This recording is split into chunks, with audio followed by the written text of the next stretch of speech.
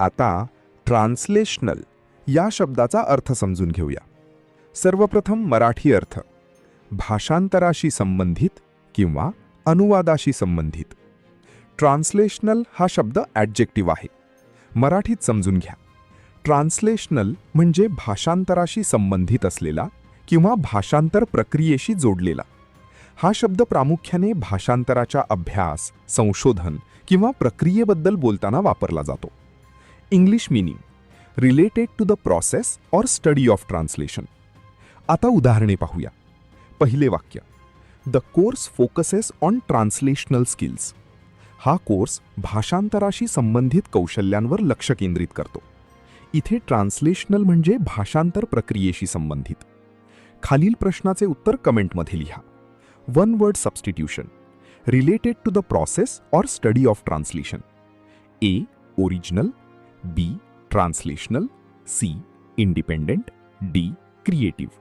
आता रिटॅलिएट या शब्दाचा अर्थ समजून घेऊया.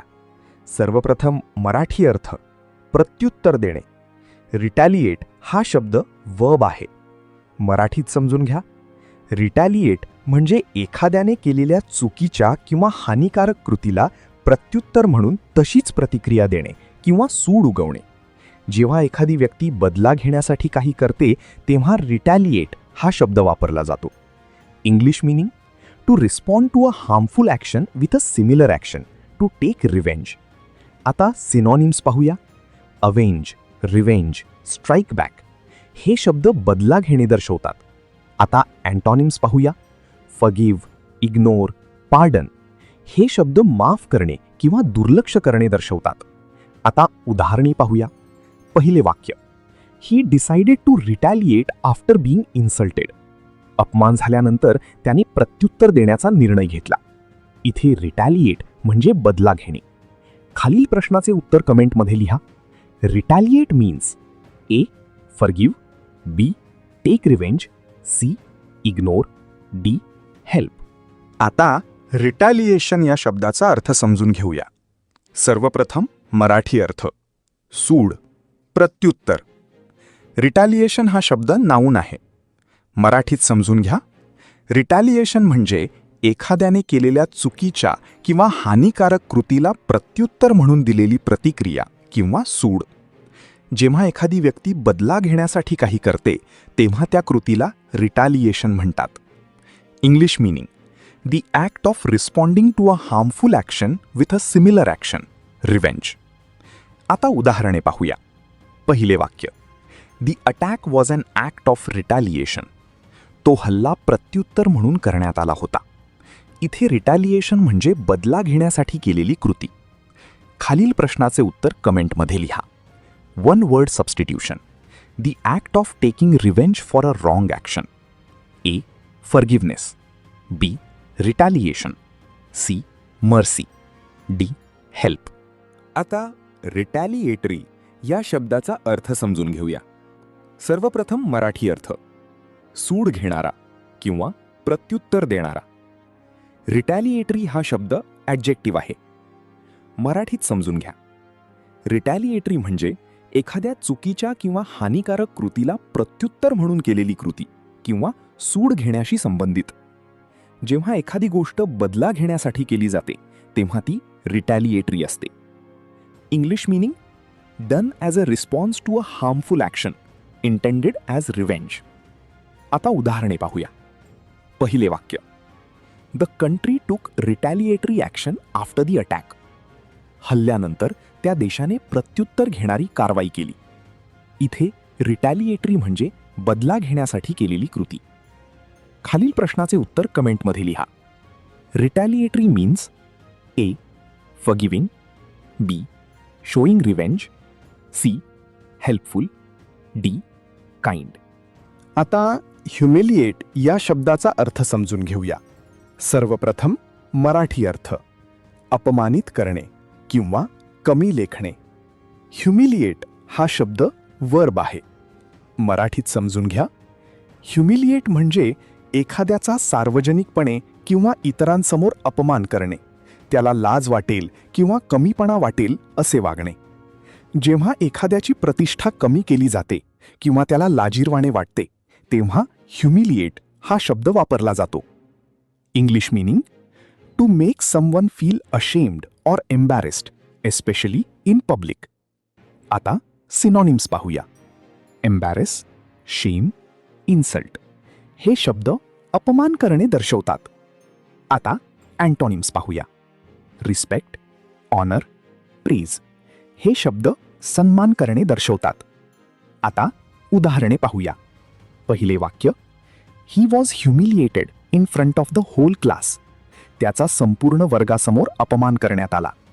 इथे ह्युमिलिएट म्हणजे सार्वजनिकपणे लाजिरवाणी करणे. खालील प्रश्नाचे उत्तर कमेंटमध्ये लिहा. Humiliate means A. Respect, B. Praise, C. Make ashamed, D. Help. आता ह्युमिलिएशन या शब्दाचा अर्थ समजून घेऊया. सर्वप्रथम मराठी अर्थ, अपमान किंवा लाजिरवाणी स्थिती. ह्युमिलिएशन हा शब्द नाऊन आहे. मराठीत समजून घ्या. ह्युमिलिएशन म्हणजे एखाद्याचा अपमान होणे किंवा लाजिरवाणी परिस्थिती निर्माण होणे. जेव्हा एखाद्याला इतरांसमोर कमीपणा वाटतो किंवा त्याची प्रतिष्ठा दुखावली जाते तेव्हा ह्युमिलिएशन होते. English meaning the feeling of shame or embarrassment caused by someone's actions. आता उदाहरणे पाहूया. पहिले वाक्य, he faced humiliation after his mistake. त्याच्या चुकीनंतर त्याला अपमान सहन करावा लागला. इथे ह्युमिलिएशन म्हणजे लाजिरवाणी स्थिती. खालील प्रश्नाचं उत्तर कमेंटमध्ये लिहा. One word substitution. The feeling of shame caused by public insult. A. Honour, B. Humiliation, C. Praise, D. Respect. आता ह्युमिलिएटिंग या शब्दाचा अर्थ समजून घेऊया. सर्वप्रथम मराठी अर्थ, अपमानजनक किंवा लाजिरवाणे. ह्युमिलिएटिंग हा शब्द ॲडजेक्टिव्ह आहे. मराठीत समजून घ्या. ह्युमिलिएटिंग म्हणजे अशी गोष्ट जी अपमान करते किंवा लाजिरवाणी स्थिती निर्माण करते. जेव्हा एखादी परिस्थिती व्यक्तीला इतरांसमोर कमीपणा वाटायला लावते तेव्हा ती ह्युमिलिएटिंग असते. English meaning causing shame or embarrassment. आता उदाहरणे पाहूया. पहिले वाक्य, it was a humiliating experience for him. त्याच्यासाठी तो एक अपमानजनक अनुभव होता. इथे ह्युमिलिएटिंग म्हणजे लाजिरवाणी स्थिती निर्माण करणारा. खालील प्रश्नाचे उत्तर कमेंटमध्ये लिहा. अपमानजनक मीन्स ए. ह्युमिलिएट, बी. Humiliation, C. ह्युमिलिएटिंग, डी. ह्युमिलिएटेड. कधी तुम्ही पाहिले आहे का की काही लोक कोणतेही काम लगेच अजिबात विलंब न करता करायला तयार असतात? चला पाहूया इंग्रजीत त्यासाठी इडियम कोणती आहे. आता आपण at the drop of a hat dime हा वाक्प्रचार समजून घेऊया. English meaning immediately, without any delay. Marathi meaning लगेच, अजिबात विलंब न करता. स्पष्टीकरण, जेव्हा एखादी व्यक्ती कोणतेही काम लगेच, कोणताही विचार किंवा विलंब न करता करते तेव्हा at the drop of a hat dime ही इडियम वापरतात. Sentence 1, he is ready to help at the drop of a hat. अर्थ, तो लगेच मदत करायला तयार असतो. स्पष्टीकरण, तो कोणताही विलंब न करता मदत करतो म्हणून इडियम योग्य ठरते. Sentence 2, she can start the work at the drop of a dime. अर्थ, ती लगेच काम सुरू करू शकते. स्पष्टीकरण, ती अजिबात वेळ न घालवता काम सुरू करते म्हणून इडियम वापरली आहे. Exam tip, at the drop of a hat dime म्हणजे लगेच, विलंब न करता. अर्थ, इमिजिएटली, विदाऊट डिले. स्पर्धा परीक्षेत विचारला जाऊ शकणारा प्रश्न, choose the correct meaning of at the drop of a hat. A. After a long time, B. Immediately, C. Slowly, D. With difficulty. योग्य उत्तर कॉमेंट करा. कधी तुम्ही एखाद्या गोष्टीसाठी होकार दिल्यानंतर शेवटी त्यातून मागे हटला आहात का? चला पाहूया इंग्रजीत त्यासाठी इडियम कोणती आहे. आता आपण बॅक आउट ऑफ हा वाक्प्रचार समजून घेऊया. English meaning to withdraw from or not fulfil a promise or agreement. Marathi meaning दिलेल्या वचनातून किंवा करारातून मागे हटणे. स्पष्टीकरण, जेव्हा एखादी व्यक्ती आधी काहीतरी करण्याचे मान्य करते पण नंतर ते न करण्याचा निर्णय घेते तेव्हा बॅक आउट ऑफ ही इडियम वापरतात. Sentence 1, he backed out of the deal at the last moment.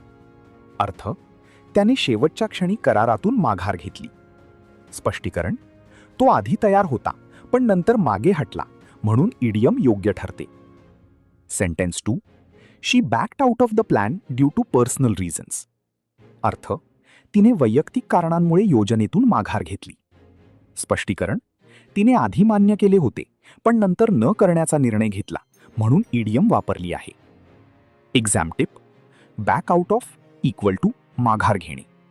अर्थ, विथड्रॉ फ्रॉम ॲन अग्रीमेंट. स्पर्धा परीक्षेत विचारला जाऊ शकणारा प्रश्न. Choose the correct meaning of back out of. A, agree quickly. B, refuse later. C, complete successfully. D, start immediately. योग्य उत्तर comment करा. कधी तुम्ही एखाद्याला मदत करण्यासाठी त्याच्या बाजूने उभे राहता का? चला पाहूया इंग्रजीत त्यासाठी इडियम कोणती आहे.